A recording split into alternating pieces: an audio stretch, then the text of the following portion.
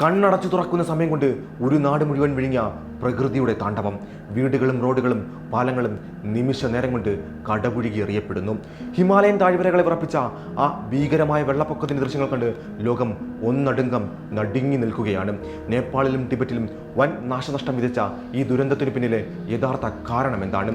ഒരു ഭൂകമ്പമാണോ ഇത്, അതോ പ്രകൃതി ഒരുക്കി വെച്ച മറ്റെന്തെങ്കിലുമാണോ? പരിശോധിക്കാം വിശദമായി.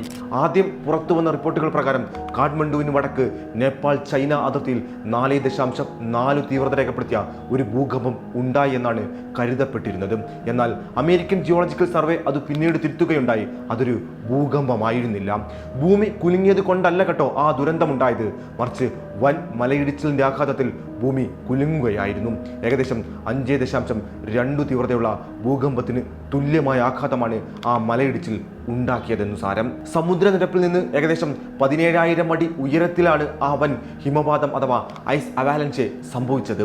2,000 അടി വീതിയുള്ള ഒരു കൂറ്റൻ ഹിമപാളി അടർന്ന് 1 കിലോമീറ്ററോളം താഴേക്ക് പതിക്കുകയായിരുന്നു. ഒരു ബോംബ് സ്ഫോടനത്തിന് സമാനമായ അവസ്ഥയിലാണ് ആ ഹിമപാളി താഴേക്ക് പതിച്ചതെന്നാണ് ശാസ്ത്രലോകം പറയുന്നത്. ഇത്രയും ഉയർന്ന സ്ഥലത്ത് നിന്ന് വൻ ഹിമപാളി താഴേക്ക് വീഴുമ്പോൾ അതിലടങ്ങിയിരിക്കുന്ന ഊർജം അളവറ്റതാണ് കേട്ടോ. താഴേക്ക് പതിക്കുന്ന ശക്തിയിൽ ആ മഞ്ഞുകട്ടകൾ പൂർണ്ണമായും തകർന്ന് തരിപ്പണമായി വെള്ളവും ചെളിയുമായി മാറി. ഇത് ലാൻഡേഖോല നദിയിലേക്കും അവിടെ നിന്ന് പോട്ടോകോശി നദിയിലേക്കും കുത്തിയൊഴുകി. ഈ സമയം മൺസൂൺ കാലവും കൂടിയായതിനാൽ നദിയിൽ അതിനകം തന്നെ വലിയ തോതിൽ വെള്ളമുണ്ടായിരുന്നു. പാറക്കഷ്ണങ്ങളും മഞ്ഞും മണ്ണും കനത്ത മഴയിലെ വെള്ളവും ഒന്നിച്ചു ചേർന്നപ്പോൾ അതൊരു കൂറ്റൻ മഹാപ്രളയമായി മാറി താഴ്വരയെ ഒന്നാകെ വിഴുങ്ങി. ഇതിനു മുമ്പും സമാനമായ ദുരന്തം ഉണ്ടായിട്ടുണ്ട് കേട്ടോ. 2021 ഇന്ത്യയിലെ ഉത്തരാഖണ്ഡിൽ 100-ലധികം ആളുകളുടെ ജീവനെടുത്ത ഹിമപാത ദുരന്തം ഇതിന് സമാനമായ ഒന്നാണ്. സാധാരണയായി ഹിമാലയൻ മേഖലകളിൽ ഉണ്ടാകാറുള്ള ഗ്ലേഷ്യ തടാക പൊട്ടിത്തെറി അഥവാ ഗ്ലേഷ്യ ലേക്ക് ഔട്ട്ബസ്റ്റ് ആണോ ഇതിനു കാരണമെന്ന് ചിലർ സംശയിച്ചിരുന്നു. അതായത് തടാകങ്ങളിലെ മഞ്ഞുരുകി ഉണ്ടാകുന്ന വൻ പ്രളയം. എന്നാൽ സാറ്റലൈറ്റ് ചിത്രങ്ങൾ പരിശോധിച്ച ജർമ്മൻ ശാസ്ത്രജ്ഞർ പറയുന്നത് ഈ വെള്ളപ്പൊക്കത്തിന്റെ പാതയിൽ അത്തരം വലിയ മഞ്ഞു തടാകങ്ങളൊന്നും ഉണ്ടായിരുന്നില്ല എന്നാണ്. അതുപോലെ മഴ മൂലമുള്ള പ്രളയമാണെന്നും അവർക്ക് അഭിപ്രായമില്ല കേട്ടോ. കാരണം കഴിഞ്ഞ ആഴ്ചയിൽ അവിടെ അസാധാരണമായ തരത്തിൽ മഴ രേഖപ്പെടുത്തിയിട്ടില്ല എന്നതാണ് അതിന് കാരണം.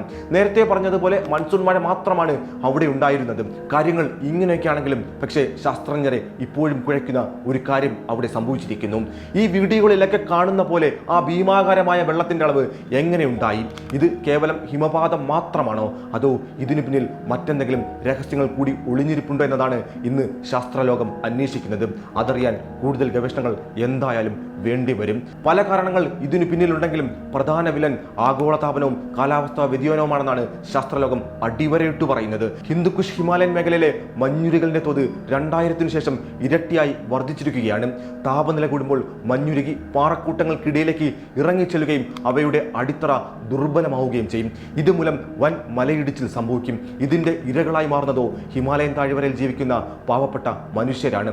അതേ ആഗോള മുതലാളിത്തം അതിന്റെ ലാഭക്കുതി മൂലം പ്രകൃതിയെ നശിപ്പിക്കുമ്പോൾ അതിന് ഇരകളായി മാറുന്നത് ഈ മലയടിവാരത്തിൽ ജീവിക്കുന്ന പാവപ്പെട്ട മനുഷ്യരാണെന്ന് കൂടിയാണ് ഈ ദുരന്തം നമ്മെ ഓർമ്മിപ്പിക്കുന്നത്.